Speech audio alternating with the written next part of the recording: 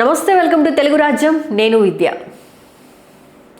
ఇప్పుడంతా sequel fever. ప్రతి hero తన హిట్ సినిమాకి సీక్వెల్ ప్లాన్ చేస్తే ఒక్క హీరో మాత్రం వాటిని పక్కన పెట్టేశాడు. అతడే మన డార్లింగ్ ప్రభాస్. బాహుబలి ఇచ్చిన స్టార్డంతో వరుసగా పెద్ద చిత్రాలు చేస్తున్న సీక్వెల్ అంటే మాత్రం అతనికి అంతగా ఇష్టం ఉండట్లేదట. లేటెస్ట్ ట్రెండ్ చూస్తే స్పష్టంగా అదే తెలుస్తోంది. ఒకప్పుడు టాలీవుడ్లో పార్ట్ 2లు అనేవి అరుదుగా కనిపించేవి.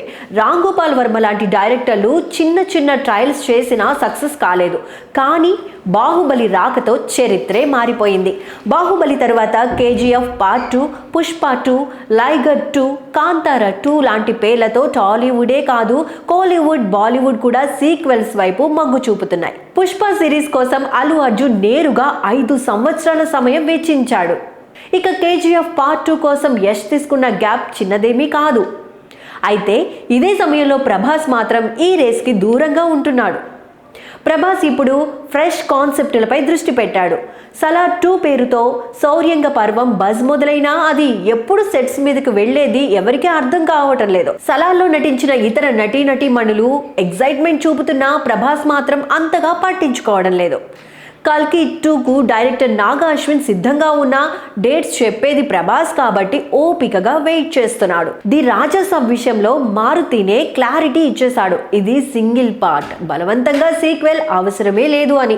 ఫౌజీకి సీక్వెల్ ఉండదని, సందీప్ వంగ స్పిరిట్ కూడా ఒక్కటే పార్ట్ అనే టాక్ వినిపిస్తోంది. ఒక్కసారి ఆలోచించండి, ఒకవేళ ప్రభాస్ సలార్ 2నే ముందుగా ప్లాన్ చేసి ఉంటే ప్రశాంత్ నీల్ వర్క్ చేసే స్టైల్ బట్టి వేరే సినిమా ఏది సెట్ మీదకి వెళ్లేది కాదు.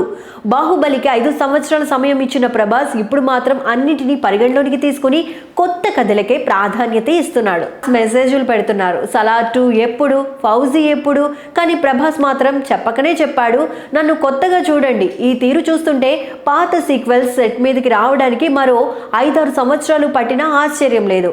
అప్పటికీ ప్రేక్షకులు వాటిని మర్చిపోయినా ప్రభాస్ మాత్రం అలాంటి రిస్క్ తీసుకోవడానికి సిద్ధంగా ఉన్నాడు. అభిమానులకైతే కొంత అసంతృప్తి ఉన్నా ఓ స్టార్ హీరోగా వేరే లెవెల్లో ఆలోచిస్తున్నాడు ప్రభాస్. మనం చూడాల్సింది మాత్రం ఈ ఫ్రెష్ కథల ప్రపంచం ప్రభాస్కి ఎంత బిగ్ హిట్ అందిస్తుంది అనేదే. డార్లింగ్ ప్రభాస్ డెసిషన్స్ మీద మీ అభిప్రాయం ఏంటి? సీక్వెల్స్కి బ్రేక్ చెప్పినా అతడి స్టైల్ మీకు నచ్చిందా? కామెంట్ చేయండి.